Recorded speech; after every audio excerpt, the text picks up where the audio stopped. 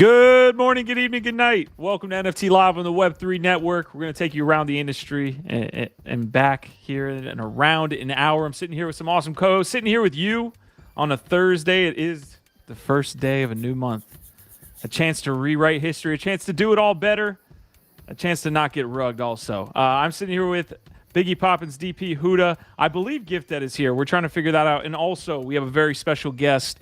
Subber is joining us here in just a moment to talk about the tools that they're building to, I guess, just enhance community building, man. Like, dude, honestly, a ton of... I touch their tooling every day. As weird as that sounds, I'm using Subber all the time. Dude, they're awesome. I cannot believe you got them as a guest just because I've been using the tool lately, both to, like, get collaborations, but also using it on the project end, dude. It's awesome. It's a great tool. Yeah, and it is. I agree. Yeah, excited to be sitting here again with these guys, and yeah, I agree with you completely, Huda. The tooling is really good. Excited to see where they take it. All right, we're gonna go around the quad box again. This is gonna turn into 6 here in just a moment. But DP, how are you doing, sir? I'm doing well, man. Big shouts out to my man Gifted. I think he's trying to finish up a protein shake or some shit at the house. But I'm doing good. Looking at some of these failed launches today. That's happening in our beloved ecosystem. But other than that, man, it's a beautiful day outside. I love it, dude. Biggie Poppins, you are sitting there in a beautiful day outside too. It looks like still on vacation. You, man. Appreciate it. Yeah, it's a beautiful day. I'm taking full advantage of it, but it's always good to get in my time here with the fam, DJing in. You guys know how much I love it, so. Can't wait to get into it. It sucks. I am going to leave a little earlier, but man, I'm so stoked. I'm going to have to come back and listen to the Subber interview. That's going to be fire, man. Yeah, well, hopefully we get him on here shortly so you can actually talk with him. And Gifted is finally joining us. Hello, sir. Did you take your beauty nap? Did you take like a nap between shows? What's going on? Are we here? Yeah, you're good. Yeah, your camera's kind of... You're just doing a corner thing today. Bro. Sorry, let me fix it. Yeah, we're doing He's a narcoleptic fucking vampire. Oh my goodness. All right, Huda, you've had a good last 24 hours here. I would say last week in the NFT space. The Clear Silver drop was successful for yourself. We covered that live. And now, did you have anything this morning other than what you had going on with Say and trying to get into some of those? Anything else kind of pop up on your radar? Nothing at all, just because if we even get into the market talk today, it's just a weird market right now, right? I think everyone was hoping Solana would kind of pop off, and it didn't, just because everyone's trading tokens.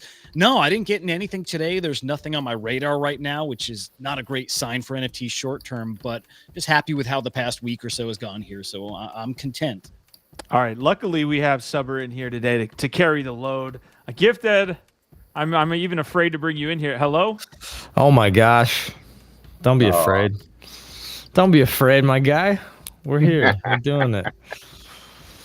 It's a beautiful day. How are you doing? How was GM Web 3? I thought that was one of the better shows that we've had in a while, by the way. That was, it was well a great hosted, time. Sir. It's fun. Yeah. I mean, Thirst Trap Thursday. What more could you want? We had the Thirst Trapping Queen of the Kingdom and a bunch of awesome people. Biggie Poppins in his swimsuit, literally coming to us live from a pool somewhere in Mexico. People sharing, I don't know, awesome things. And there's not that much really interesting stories. There's like the art blocks, there's the doodles update, there's a few different projects, Clear Silver, but it does seem like NFTs are a little bit slow right now, other than maybe what's happening in Say. Yeah, I guess the overall market's trying to figure out what it wants to do as well. Like you look at crypto, it's kind of ranging as well. So we'll kind of cover all of the bases for y'all. Again, NFT Live, this is Thursday. We do it 1 p.m. Eastern Standard. We are going to attempt to get a bunch of Subber folks in here. Devin, I see you there in the green room. We will bring you in here in just a moment and talk all things Subber. Ronan the Collector, Super Arsenal, Knox, Christian, we just pressed live. Thank you guys for showing up and showing out if you're watching on YouTube or X. We appreciate you guys. We love you guys. Can I make a comment on the market? Or are we going to get into some market talk after? Hit it, dude. Right away. Wait. Disclaimer. Disclaimer. GIF. Hit him with the disclaimer for who tells him what to buy.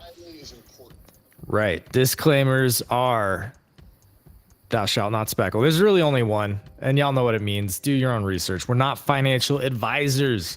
Never will be, never have been. So just keep that in mind as we talk about the market and all these different things. Do your own research. Thank you.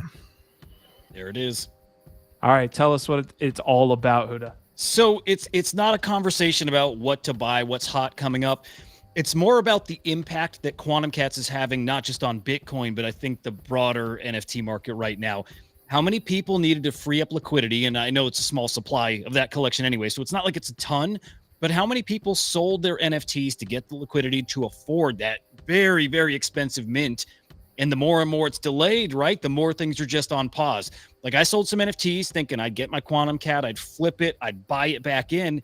And right now, those projects aren't moving again because that money is tied up in Quantum Cat whitelist stuff. So that is probably a portion of what we're seeing now. It's hard to gauge like how much exactly, but it's definitely a factor.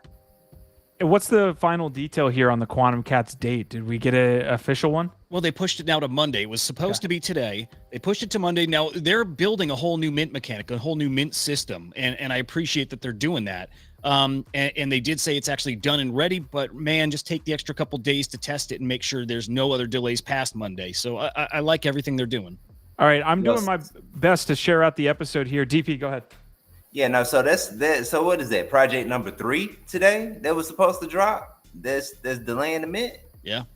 Like what the hell is going on in the space right now?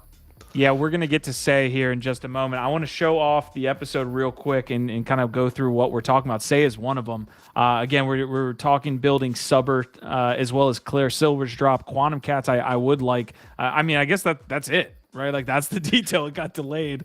Ape Chain is starting to get off the ground here. We're getting some proposals starting to move in the right direction. ApeCoin was up like 15%. This morning, so we'll see where it ends up. But yeah, more Ape Chain proposals, and then yes, a lot happening here on Sei. I'll drop this link into the chat if y'all can support it. We appreciate it very much. All right, DP. Yeah, a lot of stuff happening here on Sei. Devin, I'm going to bring you in just audio. We'll talk to you in just a moment. Let's do a test real quick. How are you doing? Doing well, guys. Thanks for having me. Glad to be here. Welcome. Good sir. I guess this is a great conversation because a lot of Sei projects, right? Like Huda, DP, Gifted, and myself have been obviously getting into the Sei ecosystem, and your tools are what's helping a lot of communities kind of build out whatever they're trying to kind of accomplish. So I definitely want to get your take on what's happening with Sei as well, if you have any takes. But real quick, DP, do you have any updates here on what happened this morning? Man, listen, all I know is that the SAPE's launch was supposed to happen at 11 a.m. Eastern Standard Time. So then we got an update around probably like a minute before the drop that they were delaying the mint for another hour. So another hour comes, we get another announcement that they've actually moved the mint to tomorrow. See, but what I don't understand and what I don't like is that they're giving excuses like, oh yeah, we're just delaying it so we just can make sure that everything is 100% ready to go. I mean, we're ready. It's not like we're not ready, but we just want to make sure that it's extra good for you all. And that's, to me, that's BS. Come on. Yeah. Man. So Nomads had the same issue, and I want to potentially find a post. I think it was from Mills that was basically saying like, and it was showing off the kind of supply to what had been minted, and it was like 200 out of whatever the total supply was. So it looks like Nomads is not going to do well, especially even after cutting their price and having all of their issues. So two hyped mints kind of falling flat. So a question, are both of those mints not through WeBump, not through the Lighthouse? Nope, and they should have gone through Lighthouse. That's interesting. That's the meta. Go through Lighthouse. You want to, hey, listen, like somebody said, I saw a post that said, when in doubt, we bump it out.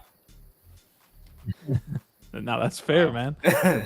I hate to bring in so much like negative stuff. Like there's positive things happening, but again, Palettes update that we covered on Say What in the morning was bad. I mean, you go on top collections, you only see 10 now. You go into collections and they're actually filtered and locked filtered by total volume.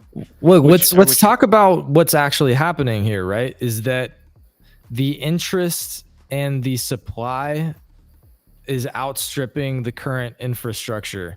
And there is such a thing as saturation in a small market, oversaturation. And like Pallet Exchange, literally the website is not built out enough to handle the amount of collections that they have. Their website can't load the amount of, like, the way that is, it's very simple right now. It just like loads all the collections, and they literally can't handle the amount of collections. It's too many. They don't have enough discovery tools built into the website yet. So they're like, okay, what's the simple in between answer right now? Just keep it to the top 10, which is not, it's, Q, you were, talking about, look, this is hurting a lot of collections and their drops. Yeah, it is. It's not great, but otherwise the website doesn't work. Right. So it's like, that's the in-between option right now. So again, too much supply, too much interest that's moving faster than the infrastructure and the development right now. And it's the same thing with the community tools and the Launchpad situation. Like, Lighthouse is pretty much the only good option. There's not a lot of other good options. And so that's what we're seeing there, is like too many collections, not enough quality launches, not enough quality infrastructure to handle all of it right now. And so projects are having bad launches, or things are falling through the cracks. That is what it is. It's a bullish thing for SEI, as long as the tools can be developed quickly enough. If we're a couple more weeks or a month or two from now and shit hasn't improved, then it's really bad. We're in a very bad spot, because basically the growth of the network and the NFT ecosystem that is currently just emerging gets stunted, right? Like you lose a lot of the momentum, interest and liquidity flows elsewhere. But like it's bullish at this point that there's been so much interest in such a fast pickup on the network that devs basically are now chasing, like having to catch up. Yeah. No, it's a fair point. Pokelector came on to the Say What in the Morning, who's a fantastic follow. I'll try to bring up their profile here, and was basically, talking about the experience on mobile's even worse. You can't even get to the other collections, is basically what he was saying, without going through a couple hoops. So yeah, it's not good right now. That's not great. Yeah, it's just some missteps. I know the Saiyans have an NFT marketplace here in just a second. We'll maybe jump in, but Devin, we kind of laid the stage, and I know there's a lot of landmines there as far as SEI is concerned. But you're obviously offering for Solana and a couple different blockchains as well. What has been your experience before we jump into Subber? Like, do you have any experience with SEI and what's going on over there? Yeah, I mean, SEI is really taking off. I mean, if we look back at the past month, I would say a lot of the new projects that are signing up are actually coming from the SEI ecosystem, which is really cool to see. We, like you said, I mean, we support over 30 blockchains at this point. And we've seen in the past other chains pop off as well, take like Ordinals or Sui back in the day, Aptos, Near. It seems like SEI is currently increasing at a clip much higher than those other chains before as well. So it's really cool to see. And like you were mentioning, with like all of the new tools that come out on these chains, take Sui, for example. I know they had a lot of the same issues from the get-go. I remember the Clutchy Launchpad was having many issues with mints, and they had to stop them mid-mint or like postpone as well. So I think it's just, any new chain, a lot of the new tools are so new that they haven't really been battle tested yet. So it takes some time to work out those kinks. I love that take. I do want to bring in really quick an update related to this conversation. So this was 8 minutes ago. Pal saying we're changing things up around here. Notifications on. Not sure what that means, but that was kind of a breaking piece of news. Gif, if you can share Devin's X profile in the private chat, that would be great. I can't from where I'm sitting, but Devin, if you can share, again, any links that you want us to be pulling up down there in the chat, that's helpful. But we can also just go to the Subber X profile and kind of start there as well. And how many chains did you say? Over 30 blockchains currently? Yeah, it's over 30. I don't know the exact. It may be like 34, 35. We just added 5 more the other day, which was like Starknet, Monad, Boba, and a few others. All right, I know you can't talk about the secret sauce, Devin. Like you guys, obviously, with that amount of chain coverage and what you're able to see from a user perspective, you tell me what you can. But basically, like, what are you seeing across Web3 at this point? Like, which chains are really doing well? You just mentioned Sei, but are there some others that we're not seeing that obviously your data is showing you? Yeah, I mean, I would definitely say the top ones right now are Solana, which has just been, I would say consistent over the past year. Sei is definitely like number two at the moment, and then basically the other ones sort of come and go. So we definitely add chains as we hear from communities who are like, we're launching on these chains. Could you add support? So we'd like to be in early on those new chains, but normally that takes a while for some of those like adoption to really solidify in that ecosystem. I mean, one of the coolest things about this is that it starts to enable a lot more cross-chain collaboration. So it makes it easier. And again, please jump in and explain more about the product, because I'm still pretty new to it. I found out about it because of some of these, I'm pretty sure it was a allow lists that first made me find it.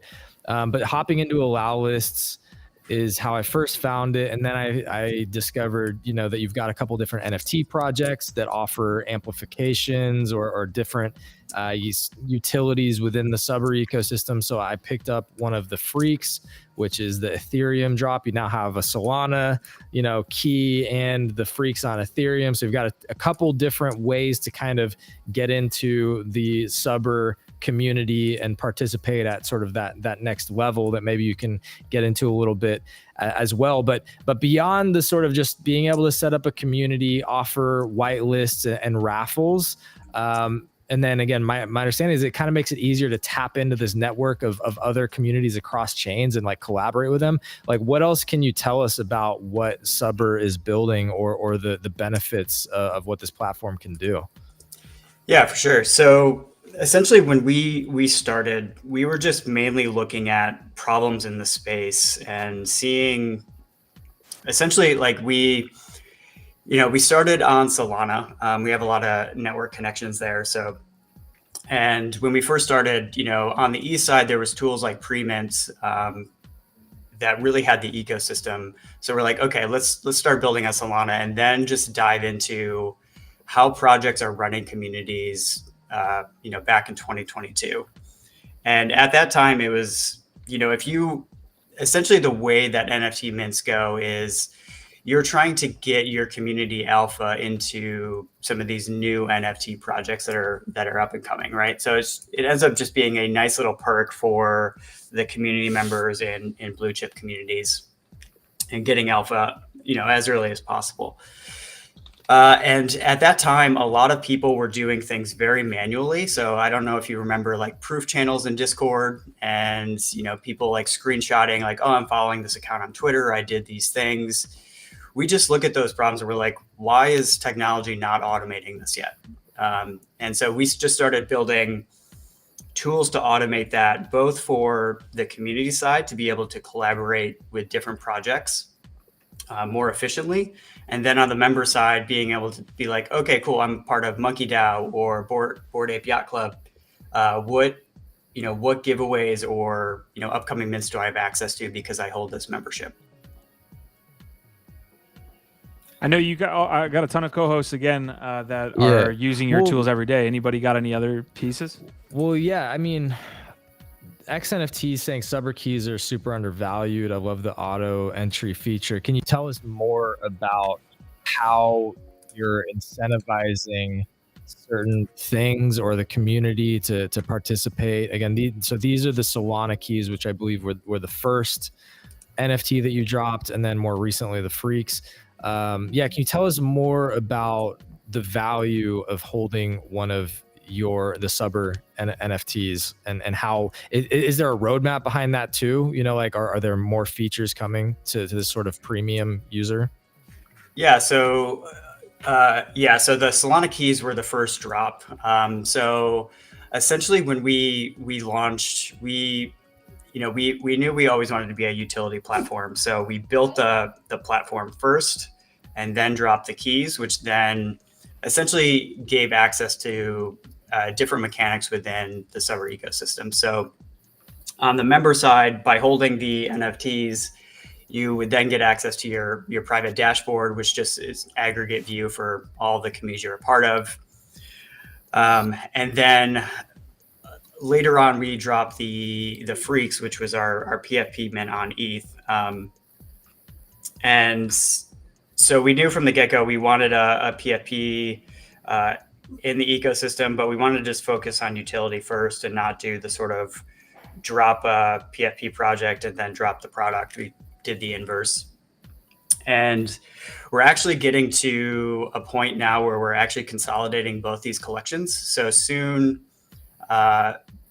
we will end up releasing a new PFP collection, and then the Freaks and the keys will be deprecated, and then there'll be a new collection. There'll be more announcements around like the claim process and stuff for that. But and why is that? Is it just because it's too much to manage multiple collections across multiple chains, and so now you want to unify them? And what does deprecated mean? Does that mean that everyone's gonna be able to like burn to claim the new one or something? Yeah, it's going to be some sort of mechanism like that. We're working behind the scenes right now on how we exactly want to do that, especially because we have both Solana and ETH. We're trying to bypass ETH gas fees. So we're trying to work out some interesting mechanisms there. But yeah, I mean, ultimately, like going into 2024, we have just been doing a lot of consolidation and having two collections with very similar utility for both. We're just like, okay, let's revamp this. Let's reduce the collection size. So between those two collections, I think there's 16,000 NFTs. We're going to be reducing down to 88, I believe. So reducing the collection size. And then one of the big perks that you mentioned before that we released maybe, I don't know, about a month and a half, 2 months ago at this point, which is the auto entry. So if you hold 10 of these keys or Freaks, and then you're boosting communities on Subber, you get access to the 10 plus booster roll. And for that, you can get auto entry into all giveaways that you're eligible for across your communities, which is just a huge time saver for folks. So the way that works is you can bypass the Twitter requirements, and then you also don't have to join the Discord until you win a spot. And then we auto join and auto assign a role for you. I don't think a lot of people know that. I anecdotally, I don't know that. And that's been the biggest issue with all of these SEI whitelists is the time it takes to do all of what you just mentioned. Yeah, exactly. Yeah. I was going to say, we actually have another issue now that people are bringing up is like, I'm entering too many Discords. I'm winning too many projects. Like, so double-edged sword, but that's a better case than not getting into the ones that you're excited about. So another thing too that I was thinking about the other day is I know that even though I wasn't an OG or whitelist role for the Yaka drop, I wasn't gonna be present at my computer when the mint happened, and I was thinking, I said it'd be nice if there was like an auto mint feature for projects that I'm automatically whitelisted for. It's funny you mentioned that. That's all I'll say. Oh my goodness, really? Wow. That's I mean, did I just expose some alfalfa on the channel? That's wild. I mean, pre-fund a wallet at mint time you're covered or something. That's wild. Oh God. Yeah, the tool does a lot, man. And I've come at it from both sides. So I'm the community manager at the Crypto Bats. So like trying to think of a solution that makes collabs easier there, both for my community, but also even just finding the collabs. Like the fact that I can go scroll through mints that are coming up and request a collab right through there is incredible. And what I really loved is the integration between the site and then the bot you put in the Discord. So like playing with bots in Discord is not fun. It's just not it's not fun working through commands. But again, the fact that I can just create the giveaway right on the Subber site and boom, it kind of publishes right to the Discord and our whitelist channel is wild. It has made my life easier in so many ways. In fact, we gave away our first whitelist with CryptoSlam. We've never done that before. And we used Subber for that. And it just made it so easy. Yeah, I mean, at this point, I think the Discord bot's in over 10,000 Discord servers, which is pretty wild. Is there another business model here, Devin, that you guys are looking at outside of like NFT sales, right? Like obviously, potentially with royalties, like the trading. Although again, Well, the boosts is Boost like USD? Boost is based on the keys, so that incentivizes people holding keys, right? So, yeah, you get a few things by holding a key. So you get access to your aggregate dashboard view. If you hold 10 plus, you get the auto entry. You can boost the communities, which then help for, especially on the upcoming mint side. If you get a lot of boosts, it just pulls you up on the listing views and just gets you more visibility there. Same with the collab manager view that you were talking about, where you can just go in and like request projects. You're just going to get a higher ranking there, which is obviously what upcoming mint projects want, right? They want more visibility. But is there another business or revenue stream that you're targeting besides the NFT? Because you have the users, like you've growth hacked having the people use Subber. I'm just wondering, like, what's the next step outside of the key holding? Yeah, I mean, we've got a few different revenue streams. So we take a small cut on the pre-sale side when people run pre-sales on Subber. Again, just selling a portion of your mint before mint day. And then we do have like promoted giveaway spots. So projects can pay to promote a giveaway to like the general public on Subber. Again, right? Just how do you reach your audience? Because that is something very unique about us. Is we do have so many native Web3 NFT fanatics on Subber. So what better place than to do like a promoted giveaway or promoted ad to highlight your project? But yeah, to answer your question, I mean, we're always looking at other opportunities as well. Like we do have a lot of projects that are not NFT focused. So we have we have a lot of DAOs on Subber, and then we also have seen an uptick in projects who are releasing tokens using Subber's tools to airdrop and give visibility for their upcoming token drops. Interesting. And XNFT saying it's like a server boost in Discord servers. Orange Bagley saying, let's go Dayton, always thinking 5 steps ahead. Ronan, feel free to hop on up, man. We obviously have had Biggie Poppins here early in the episode. He is on vacation, so he's taking time out of his day to stop by. And, of course, sometimes that doesn't really mean he can stay the whole episode. So if you want to hop in, Ronan, the door is wide open. Vacation, go ahead, vacation in Web3. Yeah. Keep asking about Only if you're Biggie Poppins. Yeah, my thesis on Subber and why I picked up the Freaks, and I agree with the statement from XNFT that, you know, I think they're probably undervalued right now, is that it seems like Subber is extremely well positioned, and you're building this user base and sort of the behaviors and the interest and the network effects at a really good time to capitalize on what everybody kind of expects to be, you know, an upcoming bull run, hopefully over the next year or two. And so, you know, I expect that Subber, you know, you mentioned pre-mint, right? Pre-mint was sort of like the fucking hub, the thing for all allow lists. And I think those tokens got up to like 1 or 2 ETH at one point to get like their main access and all that type of stuff. So to me, I'm looking at the picks and shovels and, you know, that thing, like who's creating the tools that are going to be the most valuable tools and sort of the hubs where a lot of that value collects during, you know, those bullish times. And I see Subber being really well positioned. I mean, that's kind of a softball for you, but, you know, how are you thinking about it? Like, do you agree? I assume you do, but like, do you really feel like Subber is going to be one of the main points of sort of like value generation and like a hub for all these different cross-chain communities? Yeah, I mean, that's ultimately the long-term goal. I mean, it's still kind of bizarre to us because we've been building in the bear market and the traction has been phenomenal. So even starting to step into a bull market again feels very surreal because, you know, building in a bear is very, very challenging. And are we in a bull market, Devin? I think we're at the very, very early stages. Bull bear. Can we pull up that graphic while he talks? Sorry, go ahead. What's this graphic? The Knox, someone from our community created an AI bull bear because we've been starting to use this term the last couple of days. I think again, credit Roger Dickerman who brought it in. But you know, it's like a liminal space, right? It's like we're half bull, half bear, one leg in each. We're not really bear and we're not really bull yet. Yeah, I mean, we'll see as it gets closer to the halving, you know, which is less than 90 days out, which is pretty wild. So cool. Devin, I don't think you mentioned what chain are you all consolidating to for the new NFTs that are being released? We're going to be consolidating back to Solana. Okay. That makes sense. What do you mean by that? I think I missed something earlier. Yeah, so right now we've got 2 collections.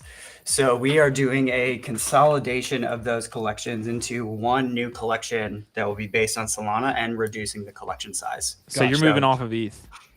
Moving off of ETH. Interesting.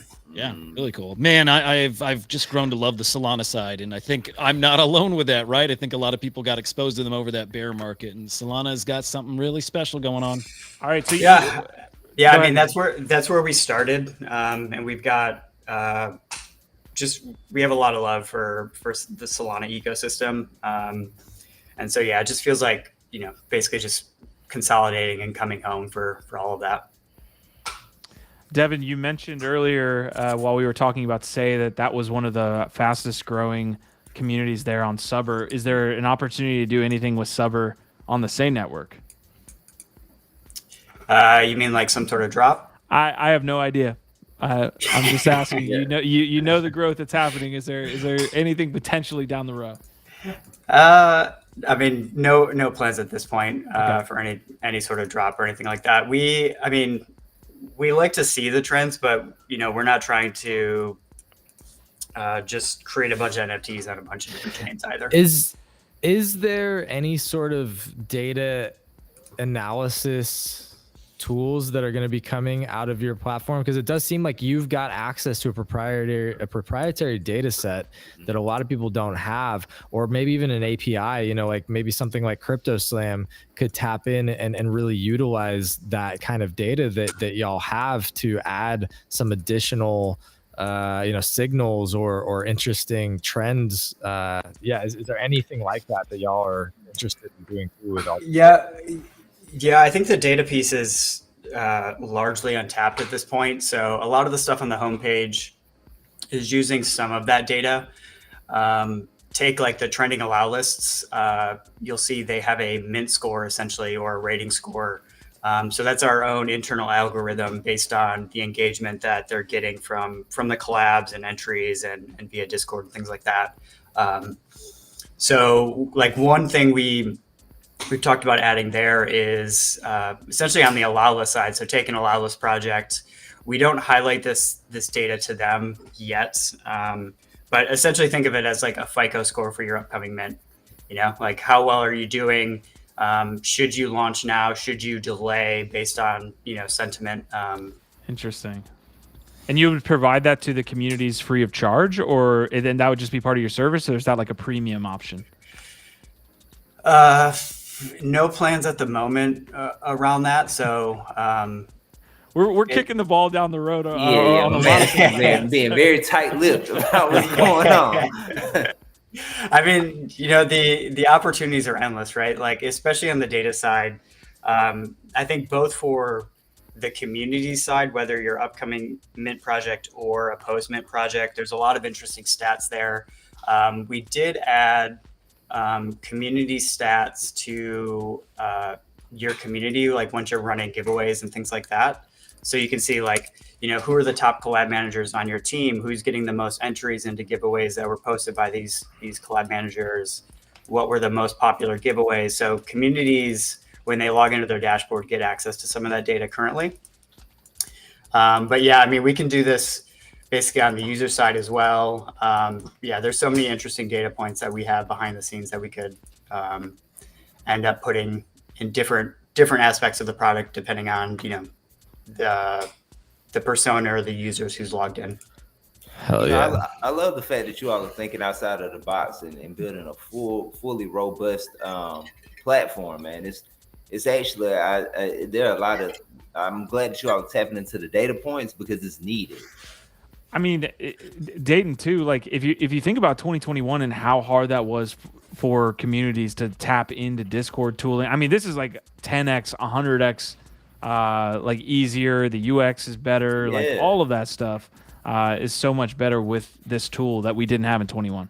Mm-hmm. Yeah, it is. I'm curious, maybe less of a softball question here.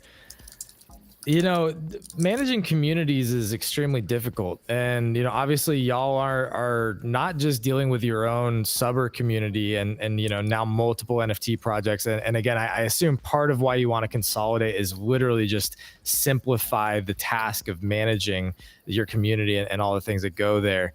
But you're actually a hub for many communities. So like the moderation or the community management that you have to be doing on a daily basis is a tremendous lift.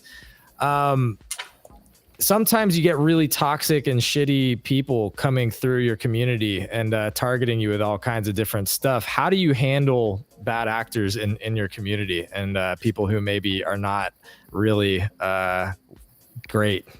Yeah. I mean, I think it's especially in this space. I mean, NFTs, there's always the people who are very pro projects, and then there's always trolls, right? So it's kind of like, how do we filter the noise from the signal? Like what is actually a real issue, and then what is just like someone complaining because floor price dropped, or they're not happy with, like, even taking us launching a second collection. There was a lot of issues around that. So we're very open to listening to what people have to say, and ultimately that's how we've sort of adapted the platform over time anyway. So yeah, it's just sort of like finding how much of it is actual noise and people just complaining versus like, okay, there's actually something we need to fix and adjust here. But yeah, like you said, I mean, so our core team outside of like our collab managers and moderators, we get anywhere from like 100 to 200 Discord support tickets every day. We are talking to, hundreds of communities every day and founders of these communities. So we have a lot of different touch points that we're, trying to manage, as well as run our own community, our own NFT project, the Subber platform itself. So a lot of different touch points. Typically, we can talk with you here off air as well, man. You guys are building a lot of cool stuff. We'd love to tie in our community now and anything we build in the future as well to what you guys have going on. So appreciate you stopping by, man. Please drop any last information. I'll drop links in the chat, and the links will also be in the description for y'all to kind of find what they're doing over at Subber. But Devin, any last thoughts? Yeah, just thanks for having me, and definitely hit me up after. Let's collab. Heck yeah. I'd love to catch up and talk a little bit more just to get a better sense for the opportunities to work. Because again, I'm pretty bullish on what y'all are doing, and I think there's going to be a lot of opportunities for communities like ours to play together and collaborate. Yeah, man. Appreciate y'all. Y'all smash the like for my man Devin, and check out Subber if you haven't, because again, I do think they're undervalued. I guess the last thing that I was trying to hit on there is, do you have any details on the timing for when the NFT consolidation will happen, or is this just one of these things that's kind of TBD and stay tuned at this point?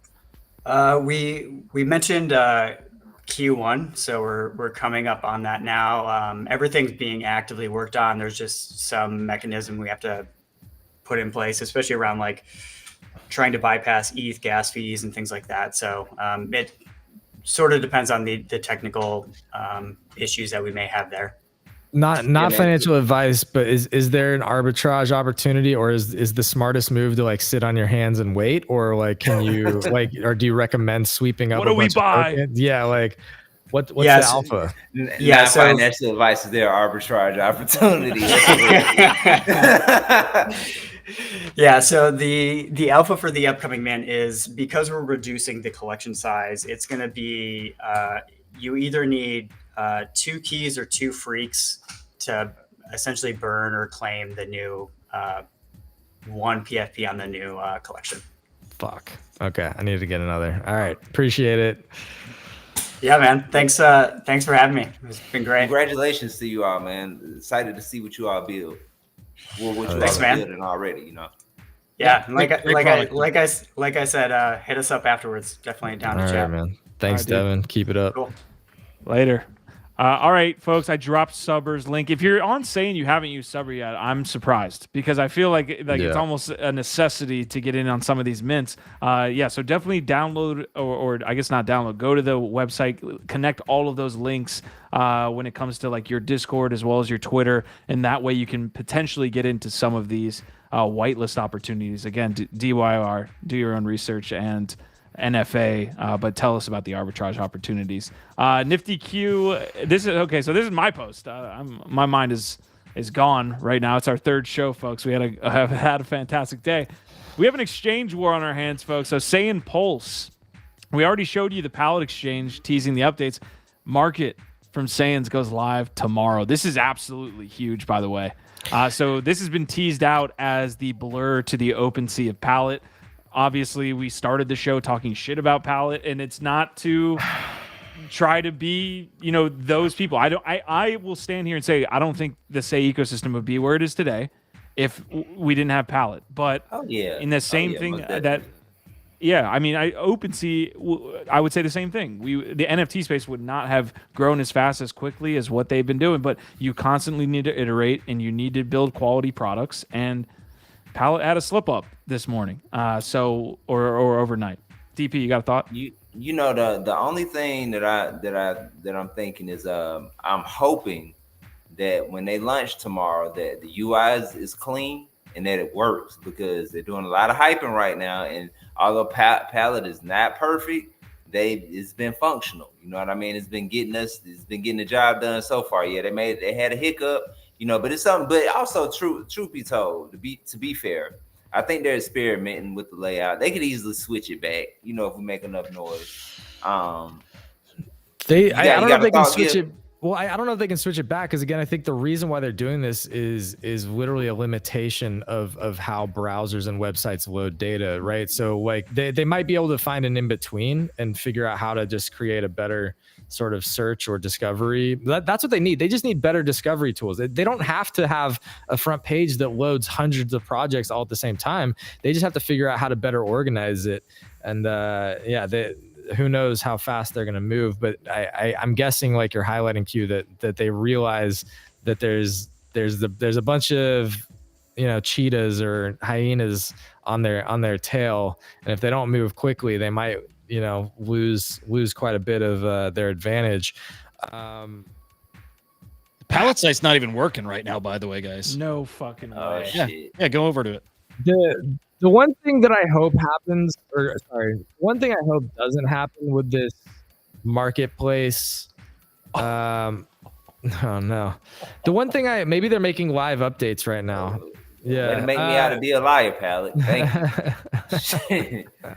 I like the one thing that I hope doesn't happen with this marketplace war, that maybe we're about to start seeing over on Sei, is I hope it doesn't just splinter and bifurcate a small nascent community, because one of the things I really dislike about the way that like OpenSea and certain marketplaces work is that they aren't aggregators on a lot of these collections for like how is the total volume. Like you don't really get a holistic view a lot of the time of how a collection is actually performing, because it's only tracking secondary volume on OpenSea or something like that. And to me, it's like that's bullshit. That's fucking bullshit. That doesn't actually tell you or give you a true interest, a true picture of the interest or demand for that project. It could be doing incredibly well over on Blur, maybe, or another marketplace, and you don't know. Or a lot of times you don't really even see a lot of collections on all the marketplaces, and you're kind of confused and discombobulated and pulling data or looking at a bunch of different fucking marketplaces. And honestly, I think it's just such a bad experience for the end user. I really hate it. And so the night, one of the best things about it being one primary marketplace was you could just go to one fucking spot and you had everything there, and you didn't have to worry about a million other fucking marketplaces and trying to like understand like what's happening. And so I'm just saying the simplicity of that is actually really fucking nice for an end user. I think competition's good. I'm not saying competition isn't good.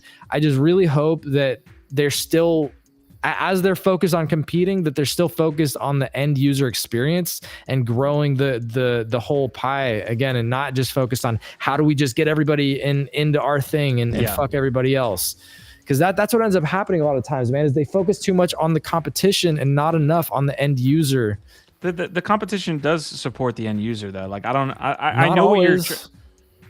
Not always, man. No, like I think generally speaking, yes. Generally speaking, yes. But not always, dude. Sometimes people literally focus more on out competing than they do on just creating a great experience. I would like to think that within the SEI ecosystem, I would like to think, even though this may not be true, I would like to think that the culture that we've been seeing of camaraderie and collaboration will continue with these exchanges, hopefully. But you know, I'm trying to be positive right now. No, I hear you. I agree with you. It's tough for me to see the collaboration between the exchanges just because they're so at odds with each other as much, and like other projects probably don't have that problem. When we say it, it's most likely, you know, again, we're just kind of playing into it. I really hope we don't see any type of like ridiculous situation between a pallet and a market exchange. The one thing I will say, there's a couple things. I can't even see the price of Seiyans at this point. Like Pallet, to Gifted's point, was one of the only ones. Degoro was the other one, but it's geo blocked, so I need to, you need to use certain things there. And like I don't know what the price of Seiyans is, but it comes out tomorrow. You'd think the floor price would be running. $6.99 right now. $6.90. So yeah, it's run a little bit. Not too I'm much. really regretting not having one. Yeah, I mean, there's a lot of things. So it's back up, Huda. If you go to the collection specific page, like you need the full URL, you can get there. It's the home page that's having issues. Okay. So I see Saiyans. Yeah, you're right. Oh shit, they're the only ones there. Yeah. Wow. It's probably because I went to your link first, so it like populated the cookies or something. Anyways, yeah, we're tracking this. The last thing I'll say on the market exchange side, having the ability to have sweeps and all this stuff that we talked about, I'm super interested in that. What happens? I don't know.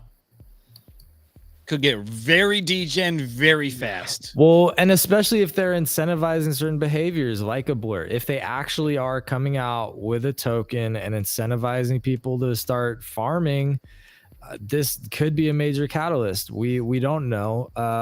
Again, dude, like Marty gets on my ass like I'm just blaming Blur for the bear market, which is not. Whenever I talk about it, I can hold two opinions at the same time. I can understand the value of bringing liquidity and helping to build liquidity, and also look at the downsides of certain incentives and negative feedback loops that are created and how that impacted certain, like the floor prices of a lot of collections. I can hold both of these ideas at the same time and know that they are both true. Like, so it's just not how like, much it affected it is always what we get down to. And that's, like, it's almost think impossible. It's probably like a 50-50. We're like, it's 10%. The other I don't 90's know. the market. I don't know. And that's almost impossible. So all I'm saying is like, I do hope whatever is being built out, that, people are learning and trying to create more positive feedback loops. That's it, man. Cause you can literally like vampire attack the entire fucking NFT ecosystem by creating bad incentives. Bad incentives drive bad behaviors.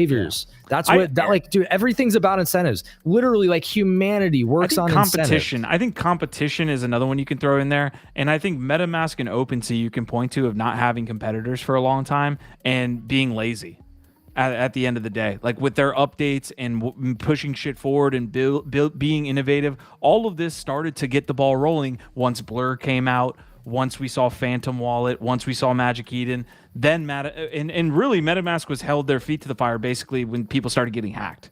They're like, put some actual fucking security features into your wallet so that people are signing this shit and they know what they're signing. And then they started to roll that out. But really, competition fuels a lot of these innovation, in my opinion. But MetaMask is the OpenSea of wallets. It for sure is. And let me just take things all the way left and give like a conspiracy theorist / controversial take. I believe if they do have bad incentives for bad actors, I think that's when Beanie undoes all of the shit that he's been building up for his hero art right now. I think that's when he manipulates Sei. So you think that's when he goes like full Blur Farmer-esque? Yep. Is that what you're saying? Yep, that's exactly what I'm saying. Sheesh. That's gonna be a fun 24 hours here. Market Exchange launches tomorrow. It could get wild on Sei over the next couple weeks. I think we'd have all different answers to this. What is the number one Sei collection? I think it's Wee Bump. I think it's Wee Bump. No, like to me culturally, like I'm gonna say Dob because that's the one that I like. So obviously that's just bag bias. Obviously, but I think clearly Wee Bump is like if you want a rare, valuable, hard to get early project that has utility, don't get me started on MetaMask, bro. But I think I would argue that the top NFT collection to own right now, at least, is Wee Bump, and then next to that, it's pretty much just Dob, Saiyans, and Colony are kind of like the three. Maybe Yaka Voyagers is going to be up there. I think they're too new to tell yet if like that's going to hold and where they go. But I think Yaka Voyagers might be in that top 5 consideration right now. Here's another play that you can make. Like if you don't have 700 Sei, you could potentially make the play on the DeFi side, the token. I don't know if you'd call it DeFi or meme coin, but it's the Seiyan token, which is tied into potentially the launch of the marketplace. Yeah, that's true. And and again, putting my bias to the side. Yeah, Wee Bump is as far as the bang for your buck and what they've been delivering and how much value they've been given to holders when it comes to getting free entries and getting whitelist entries and OG entries in the projects. They are the top collection. So Wee Bump's been printing for sure. Yeah, a ton coming out. I guess I'll wrap up this portion of the discussion here. We got about 10 minutes left. I did have for y'all a calendar on some things. So Kryptonite is coming out on the 3rd. That Alive collection with Simply is on the 3rd as well. Nomads was today. Cappies, Rabbits, and a couple others are taking up my timeline right now. So I would say Cappies and Rabbits. So the Seiyan token is already launched. Yes. Yeah. You can find that on Astroport. Does that mean that the people that had unlisted Saiyans already got an airdrop, or is that coming? Because I know they said there was going to be. They teased it. They teased that it was coming. Snapshot. Yeah. Okay. Yeah. Saiyans is interesting because it looks like they've got maybe one of the first marketplaces launching. They've already got a token, and they've teased that there's going to be a snapshot. I don't know if we know when, that people that have unlisted Saiyans will get in on some kind of airdrop or something. Man, I don't understand why this token's not moving. I mean, we could come back tomorrow and maybe it's maybe just. Are you sure that's the right one? Because there's a lot of Seiyan stuff. Yep, this is the right one. That's the one. Interested that it's not moving. I had one more piece. Bald DAO. So that's some alpha in the same way that if you have a naked DAO right now, it's going fucking like 6x floor. By the way, it's like 5 or 6x floor. They're like 2,000 Sei or 2,500 Sei. Baldies. I don't know how much the Baldies are going on a premium, but Saiyans are actively promoting it, which is not what you're seeing with Dobbs. Like Dobbs is.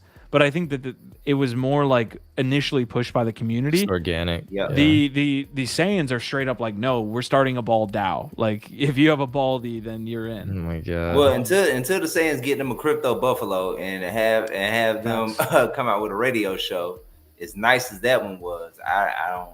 Is Buff continuing that next Friday? I hope so. Okay. That's what I heard. Good. Next Friday. All right. I love it. All right, Huda, you drop this link here in chat. What do we got from Lucky Trader? What's Tyler doing over there? No, you know what? I thought it was kind of interesting, maybe for you guys, for us, it looks like Animoca's looking for content creators. This is with their open campus platform. So it's like an educational platform. That was my takeaway, just a quick view of it. Yeah, Yasu, drop that bag on us, my guy. Come on, I know I know what that means. I miss my man Yacht. All right, let's see. Open Campus, Forbes, Web3, and Animoca Brands are in search of the top 100 creators and thought leaders in Web3 with the new OC 100 campaign. Unfortunately, where my mind goes with this is it's just going to be those like top 100 influencers that you see at the end of the year, and it's going to be that same old. All hate aside. Yeah, the level of grip that's about to happen with that. What do you say?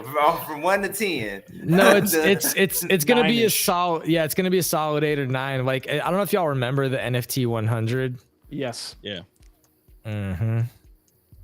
The NFT 100 was is it NFT 100 or was it the crypto under 30 or no, it's Forbes under 30 that like ended. How much of those people end up being scammers? Man. It's like a ratio. That's like the ratio on that is way worse than the NFT 100. NFT 100 is like 50-50. Like you could say like, okay, at least like 50 or 60 of the people on NFT 100, you're like, these are legit community builders who really give a shit, who are good people. But there was like a solid percentage of the NFT 100 that you're like, oof, like, why are we celebrating these people? Yeah. But yeah, the Forbes 30 under 30, because all of that is basically paid for, you know what? It's all pay to play shit, dude. It was all grifters, bro. If you go look at the Forbes 30 under 30 from like a year or two ago from NFT and Web3, it's like almost every single one has like crashed and burned or disappeared. Like for instance, the recur people. Oh yeah, those are the types of people that were getting fucking listed by Forbes. It's like, these are the fucking brilliant entrepreneurs that are going to take things to the next level, literally take down $75 million and then rug the whole fucking space and disappear. All right, I'm going to move us on really quick. We did have a couple breaking news pieces here yesterday that we might want to follow, we might not. Obviously, the Jupiter airdrop we followed that hit like $6 billion market cap. What's the token price going for right now? Do we know? 57 cents. Okay, so it's down then from yesterday, because I know yesterday it was like at 60 something. We did have a FTX announcement that they're repaying customers. Huda up here actually got into Claire Silver's drop. She raised 500 ETH on that. So congratulations. I mean, that's a bag, but before the Ethereum ETFs, well done, Claire. You made it. Yeah, hold on to that bag. Jesus Christ.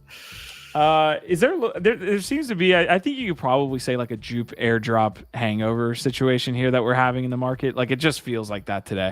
There's not too much price happening. at? Can we look at that? Yeah, chart 57 cents. 57. It's dropped a little bit. Yeah. You know, I think DP was calling it like we're saying, you need about a week or so for it to probably shake out and maybe stabilize. OpenSea saying more than 100,000 users have created. I'm just using Lucky Trader today. You can see where my mind's at. OpenSea says more than 100,000 users have created an account with an email since launching its easy onboarding 3 weeks ago. How believable is this? I believe it. I mean, they kind of were the mainstream, you know, like marketplace for NFTs. I just want to see the Magic Eden numbers soon. I'm really curious about that. But I don't think 100,000 is that crazy of a number, again, given their reach and the years they've had to, you know, build up their mailing lists. I mean, I'd be shocked if it were less than that, really. But here's the question to me, Huda, because you're an analyst, you're a data guy, you're a numbers guy, you're the one staring at the charts every single morning. So if you have 100,000 new wallets being set up on one of the primary NFT marketplaces, wouldn't you expect that to have an impact, given that the number of active wallets has been so low over the last year, 6 months at least? Wouldn't 100,000 new wallets, if they were like legit buyers, collectors, entrants, do something that you would see on the NFT charts? Yeah, I just think it's people downloading and not thinking anything beyond that. Yeah, I mean, to your point, like our daily active buyers just on Ethereum, it's like 12,000. It's very little compared to that number we're seeing there. It Like, hasn't changed. I don't know now. And give defense like 100,000 people downloading the wallet just to look, and nobody's spending money on anything. yeah, I mean, some of them are spending. Can you use, like, I guess I didn't even realize the wallet was actually live. So there's people actually using the wallet right now? Magic Eden? No, I'm it's about talking the OpenSea. Oh, They said 100,000 new wallets have signed up, but I there's, guess but it's there's, just- Anybody there's- talking about it? I've not. it's not their wallet. It's just any wallet, right? It's not like the No, the OpenSea wallet. I think it's Did you miss that? custodial. Couple- Their whole thing is you just sign up with an email and it basically creates a wallet for you, right? That's cap, because I don't even have a fucking OpenSea wallet. And I'm not saying I'm not everybody, but I'm probably one of the only people that still use OpenSea. I don't believe that. I'm going to believe that download at it right all. now. Like, I check it honestly out. didn't even realize it was out. I thought this was just like a unique onboarding way that they Yeah. wanted to do it. Like it was For- like, for new sign up wallets. and then you get a MetaMask. Like, well, Yeah, Okay. well, whatever it is, it's supposed to create a new wallet, and what they're claiming is 100,000 new wallets were set up using this email sign up. yeah, it's like setting up a on. MetaMask with your email is what Yeah, what they're doing. but, Okay, but if nobody's Okay. shopping, okay, I'm like, just how making legit- sure. Yeah, it's not like its own native kind of No. infra wallet. It is. It is an OpenSea wallet. I don't think it's making you a MetaMask wallet. This is an OpenSea wallet. yeah, Come on. yeah, I think it's this ain't the OpenSea. way. Y'all 'Cause better I than think this. Come on. it's the same thing as like Reddit and Web 2.5. What a bunch of these brand platforms that have been doing. They create a custodial wallet that you I'm can doing it now. offload. But yeah, I think this is literally open. Look, what we've been seeing is everybody's launching their own wallets. Magic Eden now has its own wallet. This is OpenSea's way into having a wallet without saying like, Bro. hey, download the OpenSea wallet. I Come on, absolutely y'all. Like, put it abhor together. this wallet. We're- I hate this wallet movement, man. We're There's only very many slow wallets here. we can have. Like, what's the? I'm I telling hate you, I can't even figure out where to go get the wallet. Like, this is something's weird about this. I don't care enough to do this, so I'm gonna try and do this live. Let's see. Marty saying, I like that the Yuga show became the Say show. All right, Marty, we'll take any sort of positive praise that we can get from you, my guy. Choose fucking security love options, Marty. signups. Yeah, okay, see, so they're making me Google Ronan's saying authenticators. it's custodial just like Nifty Gateway. It's Yeah. their own wallets on Let's OpenSea. And Nifty Gateway, that's another name that we haven't heard in ages. Yeah, we don't need Yeah. that. We don't need to That's talk not a about it. great comparison. That's not. I the gotta kind give of them my comp fucking that you phone want. number too. Oh my god. They're KYCing you. Really? I gotta give them my phone number if I'm not using the Wow. authenticator app. Oh wow. Where Where did Yeah, you even I go was- to sign up for this wallet? By the way, Just gotta log in. Swerve I'm is, about is done. Oh. Swerve is over here egging Marty on, still talking about the Daniel Legre interview over here in the chat. That was a tough one. All right, Killer Bears is up 53%. So that's one collection I will say that's done extremely well. They're moving to Solana. So we just talked to Subber. They're moving to Solana. Killer Bears is actually moving a portion, or I don't think all of their collection, but correct me if I'm wrong. They're moving a hefty amount to Solana as well. Probably need to hit up Sunny and see if we can get that. Other Side is moving. I feel like anytime Other Side moves, I'm like, what announcement do they have coming in the next 2 days? That's every time something like that happens, I'm always wary. Biggest losers. I mean, we got Lazy Lions on here, Zokyo. It looks like Genkai and Avatars. Avatars sitting at 0.7 now. What's Genkai? Genkai's at? could get interesting. That's CyberKong's. I really do think No, that I they. know. What's it at though? Oh, I'm sorry. Like 0.1, I think. Yeah, 0.1. Yeah, well What do under you- what mid. do you- I mean, what do remember you they think? minted a quarter ETH. Oof. But I just I think they made a little fuck, dude. I don't remember which parts are like just me chatting with my brother, so I don't want to say anything here. Okay. Yeah, I just think that they are well positioned to be the PFP of the Ronin ecosystem, and I think they've not leaned into that enough, and I think they're going to. And I just I kind of like that. yeah, Yeah. there's a lot of upside on them right now. Yeah, they need to figure something out because I do love and respect the CyberCons community from last cycle, but somewhere in between then and now, they kind of like they've fallen off a little bit. So it would be nice to see them make a resurgence back to NFT royalty. Yeah, agreed. At some point it'll come out. I think what's really been fucking never mind. They remind honestly, the PFP of Ronin, like attaching that to that narrative, is super interesting. I think Avagachi could benefit from doing the same thing. I think Polygon has held back Avagachi from the very beginning. Maybe not the exact beginning, but after 6 months or 8 months of that honeymoon period, Polygon has not been beneficial to them. Yeah, it'd be nice. All right, before we get Huda into trouble, let's real quick, Huda, finish with that one. I do have this piece. So the premium on Baldies is not that bad. This might be some alfalfa. The floor price is 700. The first Baldy 775. So access to Bald DAO. I mean, whatever, obviously NYC DAO in Dobbs has gotten access to different whitelists, all that stuff, just because they're in that DAO. So do that with what you will. Seiyan is pushing it. I listed my Dobb, guys. I did. You floored a Dobb? Well, I didn't floor him. He's a nice one. He's probably not going to move, but you listed it. Okay. Yeah. I do want to get into Saiyans. Huda is around here. Huda, one thing I respect about you, you don't mind offloading some shit, offloading some good stuff too. It broke my heart today when you said you offloaded a Weebomb. And that wasn't me.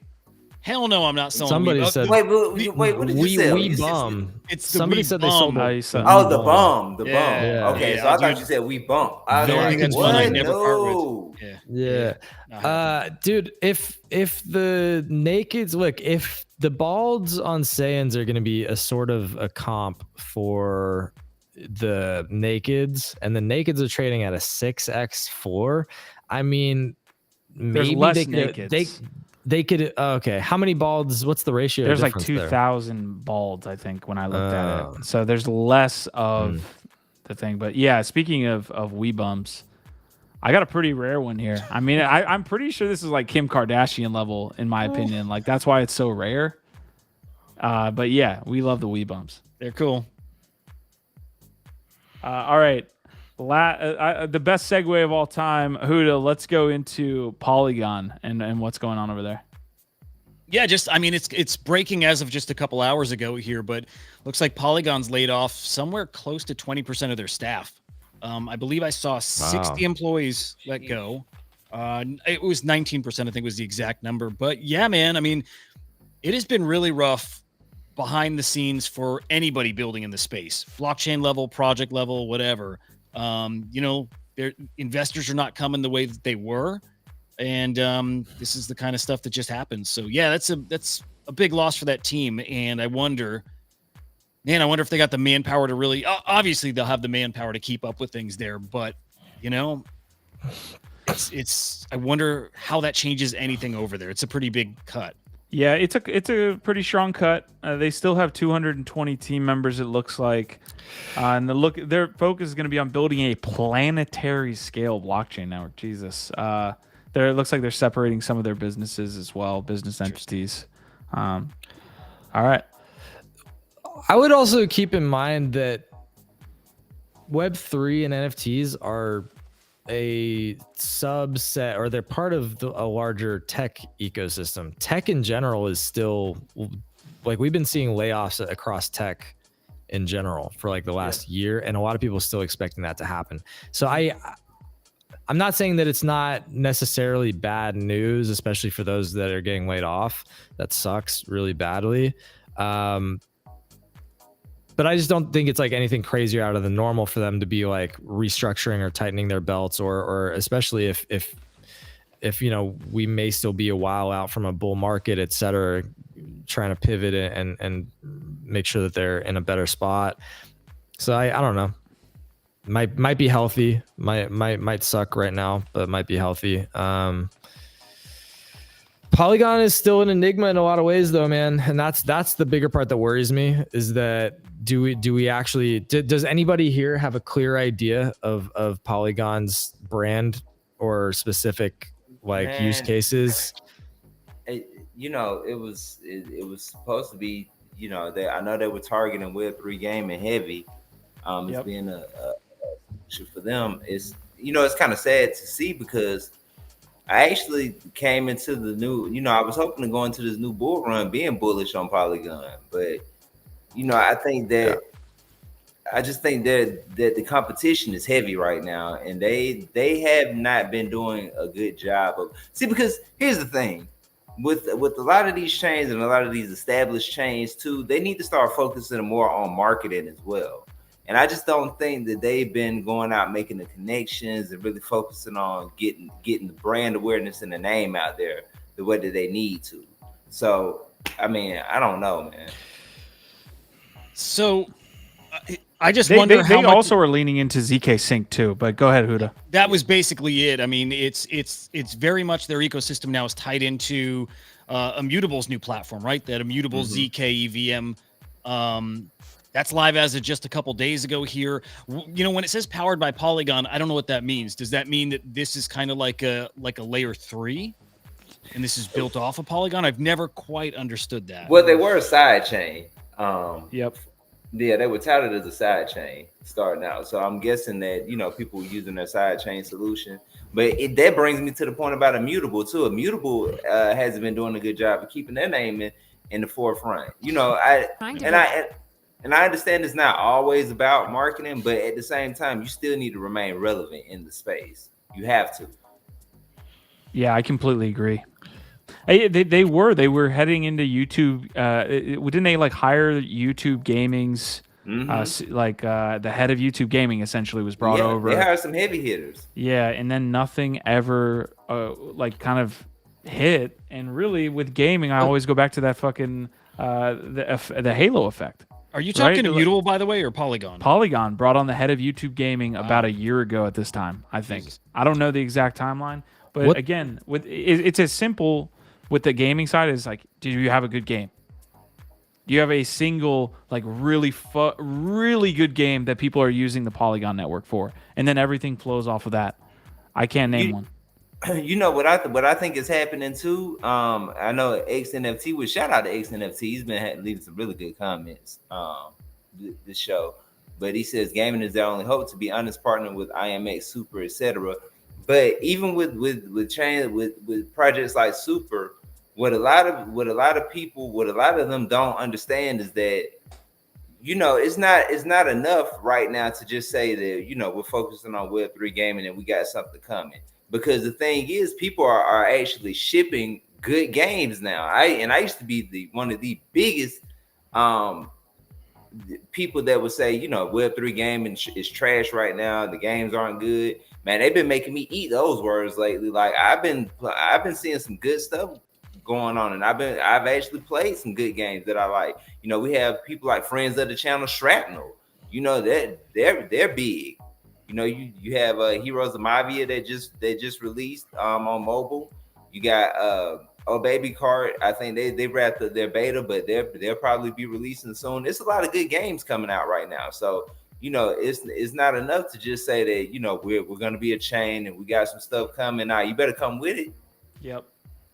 The competition has gotten 10x from when Polygon first launched, man. So I appreciate those points. Guys, we got to get out of here. I mean, it's an hour and 13. We are going to be back tomorrow. NFT Live is going to be here, as well as Say What in the morning. I believe we have the Grapes Project over there coming in. So that's going to be an upcoming mint. Yeah. 4-hour Fridays, bro. 4-hour Fridays. Let's do it. I appreciate y'all stopping by. Thank you guys as well. If you're sitting here just watching us every single day, I know you got other things you could be doing and you choose to spend some time with us. So I appreciate it. Leave a like on the channel. It's much, it helps. So DP, Huda, Gifted, let's go around the quad box. Also Biggie Poppins, wherever you may be, sir. Hopefully you're doing well.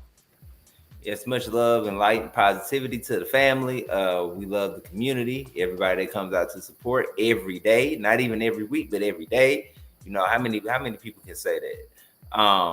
And I'm excited, man. And also shout out to Alive 1111s. I'm gonna keep shouting them out until I get one. And when I get it, I'm gonna make it my new background. So I'm gonna take this down and I'm gonna make my Alive my background. Flip it. Yeah, I think I missed out on all the DOB allow lists for that. I was sleeping on the allow list for two to 3 days, and I popped back in yesterday. It looks like I missed all of the allow lists. Did I fuck that up? We still have some on Web3 network, so you Nice. might get a chance. Ah, man. Anyway, shout out Subber, shout out Devin. Thanks for coming through, man. Y'all check out Yes. Subber. I'm full transparent. I'm gonna try and get another freak so that I can get in on that.